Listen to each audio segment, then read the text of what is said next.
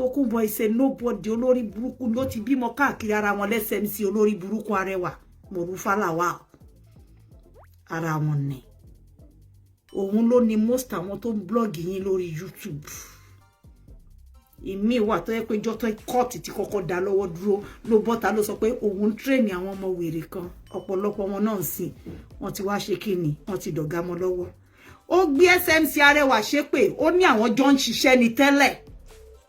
So ẹ̀yin gan láti wake up because ẹ má torí pé somebody is suddenly talking positively about you. What about the antecedents? I find it so difficult to forgive anybody that has once maligned me online. Because ibi tanu díẹ̀ ṣe ò débẹ̀ gbogbo ẹni tó ló máa fẹ́nu pa ògo èmi Abike onítọ̀hún ṣe mo tún sọ bó bá bí gba ọmọ gbogbo wọn ò ní rògòlò láyé láì ṣe pàjèjì ẹnu pa wọ́n mọ́lẹ̀ tí wọ́n fi ní rògò yẹn lọ bóun fún ara ẹ̀ bá fẹ́ gbélé ayé ṣe ohun rere àwọn tó láyé ò ní jẹ́ kó rí ṣe wọn ò ní fún lórí ọ̀fẹ́ wọn ò ní gbà láàyè ìjọ tó bá dàbẹ́ pàlágídí àjọlọ ní pè lójijì èèyàn kì í pògo lógo kó ló fẹ́ rí tiẹ̀ lò.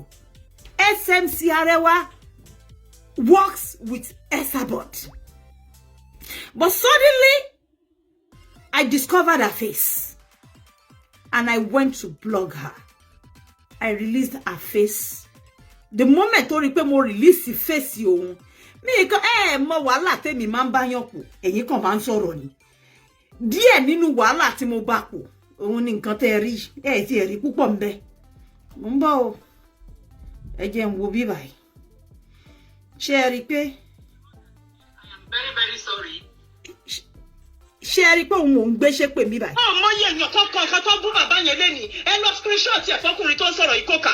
Akíolú kọ́ tó sì gbowó. Ṣé ọba ṣe kankan yìí? Tí wọ́n lẹ irun ẹ̀ tó ń sọ pé bàbá oníbàbá kan wá wo fídíò ẹ máa torí pé fẹ́ bá tèèyàn jẹ́. Ẹ lọ máa fẹ́ fún ẹ.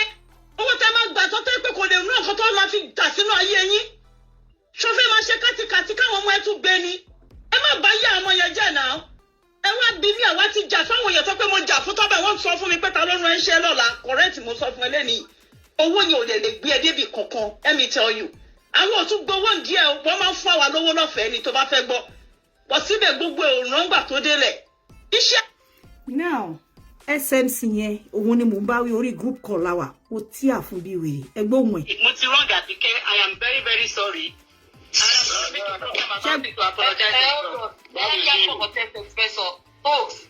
SMC ló ń sọ̀rọ̀ yẹn. Madam Abike, I am very sorry, very, very sorry if I have wronged you in any way. I sincerely apologize. Ṣé gbọ́? Very good.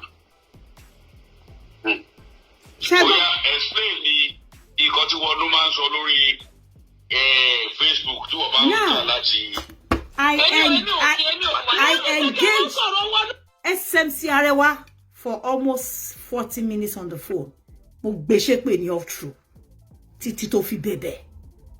Mo dẹ̀ release ojú ẹ̀ síta. That's her voice you heard. Ibi tí mo ti sọ fún nìyẹn pé ìjọ́ tó bá blog bàbá further, ó máa blog the entire palace. Agbọ́rọ̀ Naomi, agbe títí bàbá, abu bàbá. Suddenly, she fought with Esabod and she took a 360-degree turn. Teba febo. And then she started praising Baba because some of the Ayaba gives her information. I confirmed it. I spoke to one of the Ayaba Benny and she confirmed to me that she used to call her Ofuruko Bulashiri. Mo de funny one ni. Bíbẹ̀ ṣe ń tara yín síta rèé. Ó bá yá wọn wá sọ pé Abike kan ni blogger tó súnmọ́ yín èmi ẹ bá yín gbé. Ẹ̀yin fúnra ara yín lè ń fọwọ́ ara yín ṣe ra yín. SMC was on the phone. Tó lọ ń jí ìyẹn girlfriend yẹn tó dẹ̀ ń gba information. Tí mo dẹ̀ confirm ẹ̀. Mo wá lọ bá o. Mi máa lọ ń gbé ṣépè o. In case tẹ́ bá rí pé mo kàn dédé mo máa lọ ń ka mọ́ máa lọ gbé ṣépè. Ṣẹ́rí. Ó sì ń kà Sherry Blue Sherry kò lè dá mi lóhùn èpè gidi ni mo máa ń gbé Sherry. Sórí gbogbo gbajúmọ̀ oníṣòro tó wá Sherry ìyẹn ó mọ téèyàn bá. Mo ní voice mi wà golden. Morufa ó fẹ́ tẹ́ gidi. Gbogbo fọ́tò àwọn family tí ó wà lọ́wọ́ àwa táwa bẹ̀. See. So now suddenly she started talking nice about the king, but Otani in disguise, because she used to work for Esabod. So whoever around that king that is giving her information, because Ota can change, teba fegbo, teba torí pé fẹ́ get back. Bóyá bàbá yẹn ṣe nǹkan fún yín bá wọn ara yín tẹjọ wà ńbẹ̀ tẹjọ ń ṣe competition tẹ lọ fún information jọ títí yín náà tó ṣì ń bọ̀. Ó tún ṣì ń bọ̀. Because they work for the same woman. Esabod ni gbogbo wọn bá ṣiṣẹ́. And ẹ rántí pé lẹ́nu ọjọ́ mẹ́ta yìí, there's a particular one ma play fún yín tí Esabod ń dá lóhùn. Ó sọ pé SMC ó ní gbogbo òṣì tó lọ ń ṣe ń sìn ó ní kò yé òun mọ́ o. Ó ní because òun àti ẹ làwọn jọ ń ṣiṣẹ́ tẹ́lẹ̀. Nǹkan tóun bá dẹ̀ sọ pé bá ṣe ló yẹ kí wọn náà máa sọ. Ó dà pé wọ́n ti bá ẹ̀yẹ over. I went into combat with her on the phone. Obakbogiti. So she's a spy. Whoever talking to her at your own risk. Okawaii. Kokowa beba daleton. Iṣẹ́ tó ga wọ́n training wọn náà ni wọ́n ṣì ń gbé bọ̀. Ìgbà mi tó bá kankan negative npa mi, I don't give a fuck. Because I know why. And when I'm ready to fuck her up, I'ma fuck her up like 10 times harder, like I said. Me ni spear infant to ba wa nu ebi e. I've told her. So you see, ogun abẹ́lẹ̀ bí gbogbo yín ṣe fi ń jara yín nìyẹn nílẹ̀ Yorùbá. Just recently mo pè yí tó jẹ́nu àwọn ayaba pé mo mọ̀ pé wọ́n ló lọ gbé iṣẹ́ kejì ẹ fún pé kó blog ẹ. I told her. Mo ní mo rọ́wọ́ ẹ. But remember you told me that you speak to her. And I know you're the one behind it. I called her èmi ni mo ń sọ̀rọ̀ yìí mi ò hide ẹ. Mo forúkọ bò wọ́n láṣìírí. Mo sọ fún wọn pé ẹ lọ dẹ́kun ẹ bó bá dẹ́kun ẹ máa expose her to the world that you are the one behind it. Yes. Because everybody around ibẹ̀ yẹn wọ́n máa suspect ẹ bóyá lágbájá ni èmi máa ń fúnra mi ọlọ́tọ̀ ní tòun ọ̀tọ̀ máa ń rìn jìnnà. I would deliberately maintain a decent distance. Ma maintain decent distance from wherever tí máa rí pé ẹ̀rẹ̀ ti lè rẹ́ mi. Because èmi bold. Abike bold gan kò jí sọ̀rọ̀ bẹ́ẹ̀ yẹn. But bẹ́ẹ̀ ṣe máa gbé ọ̀rọ̀ nù lé lọ rè. Irú àwọn ọmọ rádaràda tó ń ṣiṣẹ́ fẹ́ sábọ̀dù rí. Àwọn apè yìí, àwọn a máa bèrè nǹkan pa palace. Ẹ sì ta gbogbo bẹ̀ síta pátápátá yanyan. Now tí SMC bá ń ṣiṣẹ́ nísìn tó take 360 degree turn tó lóun fẹ́ ṣiṣẹ́ fún palace. Kí ló dé tí ò fèsì Esabod fún gbogbo bàjẹ́ tó ṣe? Kò lè fèsì ẹ̀. Esabod sàn kankan lórí live chat. Ó ní olóṣì òun máa wá fún ẹ. Mo wá mọ̀ send ẹ sọmọ wèrè yìí pé why can you not ẹjẹ́ ń fi wọ̀nyí? Why can't you face Esabod, your former boss? Kò lè dá mi lóhùn o, bẹ́ẹ̀ bá fẹ́ gbọ́. Mo ń gbọ́ o. Ẹ mọ̀ kàn sí yín o. Mo ń bọ̀. Ẹjẹ́ ń tọ̀nù kíní. Sherry, you go collect badly, and those that feel you falsehood will collect too. Be bold to present your old bullying chat on the entire palace as Esabod girl. You are evil ni jèrè gbogbo nǹkan tó fọwọ́ ẹ̀ kó jọ láyé. Ohun rẹ̀ Sherry pon ka o mark blue. Wọ́n ìbírè kò ní got àti dá mi lóhùn di ọ̀la rí. Di ọ̀la. Sherry, mo ń jẹ́ kó máa mọ̀, Sherry. Read this part. Money, check out my post on IG and struggle with your jaws. You idiotic fellow. Change your ways and stop destroying people. Baba did not send you to bully Naomi or talk her down. Reason why you cannot do shows proudly with your face. Esabod, your former evil boss. Sherika, your former evil boss. Sherika, mo consider. Esabod, your former evil boss abused the king daily. How come your forefathers cannot face her or debunk what she says about Baba, but you smelly, raggy, tacky idiot come for me. Wọ́n bí ẹkú, otu ẹ ló máa ṣe wọ́n rárẹ̀ last, knock it down. Ṣẹ́ka, wọ́n mọ nǹkan tán ṣe ẹ̀yin ará bí. Bẹ́ẹ̀ bá sá fọ́ta kun ẹ sá fún gbogbo wọn pátápátá. Ogun ló ń lédè tó máa ń jàyàn. Ibi tó bá dẹ̀ ti wà messy, èmi máa ń take cover. Èmi ò wá okay. Torí wèrè nú lé náà ṣe máa ń ní títà. But we understand the game better because I work in that field. So Esabod has a lot of them like that.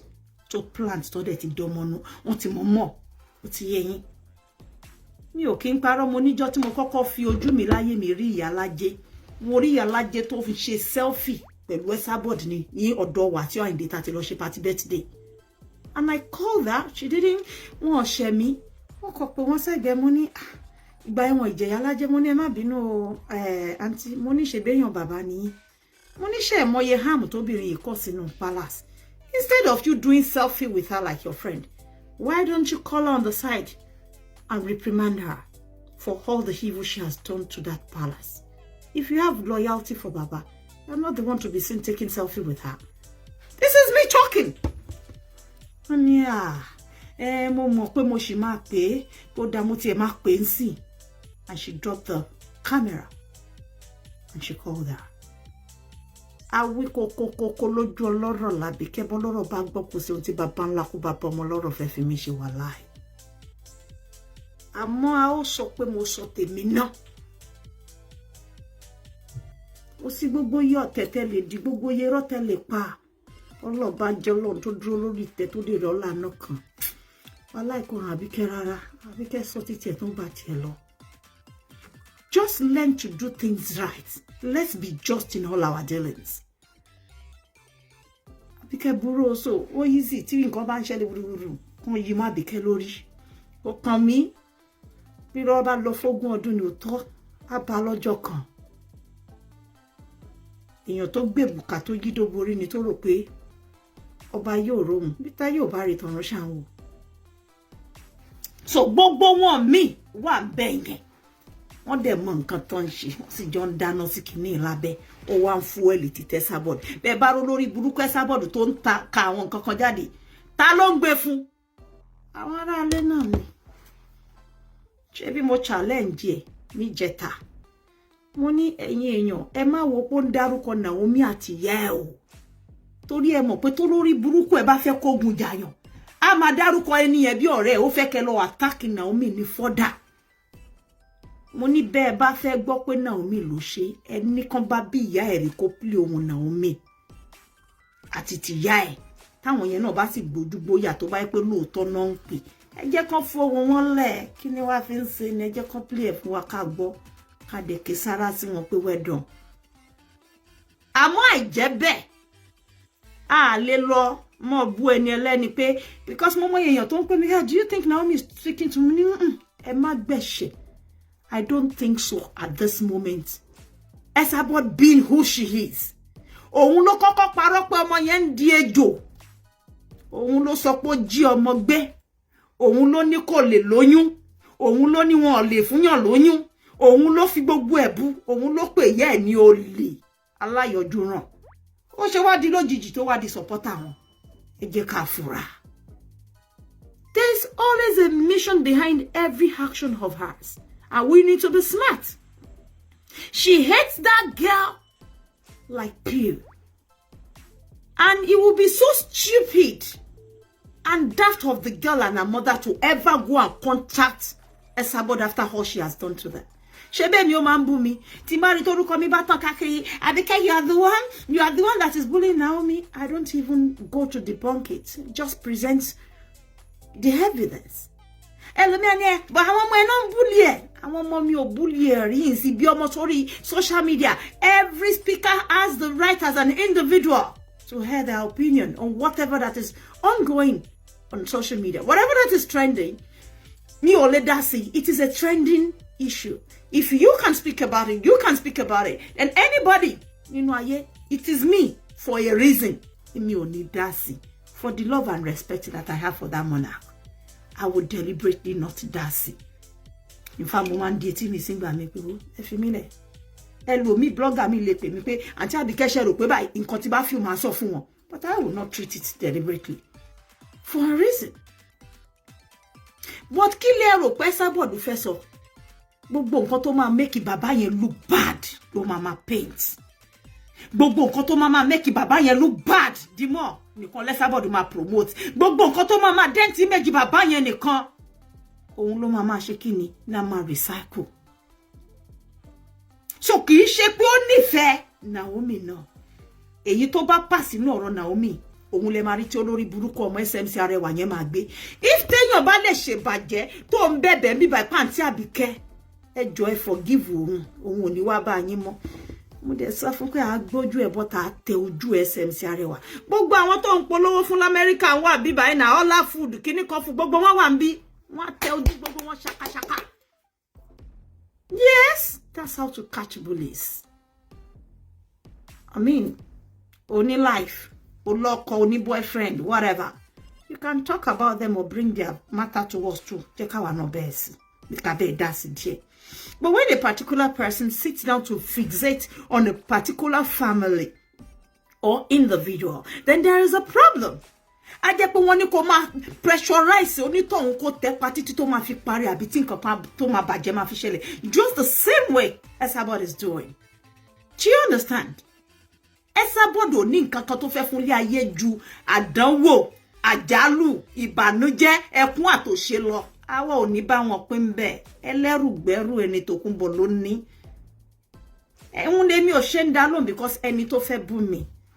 Mo ti sọ fún pé kó tó pè mí ní nǹkan kan. Ẹgbọ́n wọn máa ń pè mí ní hole kò níṣẹ́. Bá bá ṣiṣẹ́ nílé ayé nǹkan méjì la ṣe ń ṣiṣẹ́ ká fowó tọ́jú ẹni ká sì fi tọ́jú ara. Sì rò pé mo láàkì bí ẹ ṣe rí mi ṣé mo jẹ́ ẹni tí ò lè tọ́jú ara rẹ̀. Mi ò look beautiful. Ẹ ti rí picture ọmọ mi rí kan ṣàlàwọ̀ rí. Ọlọ́run ò jẹ́. They look well fed, they look well taken care of, they look well looked after. Wọ́n lọ sílé ìwé, wọ́n ti jáde, tó ti ṣetán, mo dedicate time mi gbà tí ń bá síbẹ̀ wọ́n lè wà pẹ̀lú bàbá wọn kọjọ máa ṣọlídé wọn. Ìwà wa jókòó wà máa ṣe bàjẹ́ àwọn tó ń ṣe dáadáa jù ẹ lọ. Ìyìn fífi ó tà sójú Kẹ́yàn jókòó kó wó mi báyìí kó ní olùṣí ọmọ ọlọ́run gígùn kò fáìn, òye ó wọ góòlù fẹ́ẹ̀kì, ó wọ kinní kan fẹ́ẹ̀kì kí ló wà kan wáyìí. Báwa ìbá wà Ankara Ghana lásán ní 2000 a ṣe máa jọba wájú àwọn Esabod nítorí pé ìjọ tí ń bá torí tí ẹ̀wọ́ sanyan kò lè make sense sí ìlara òkè ní explanation. Come back. Thank you so much for watching. See you next time. Bye for now.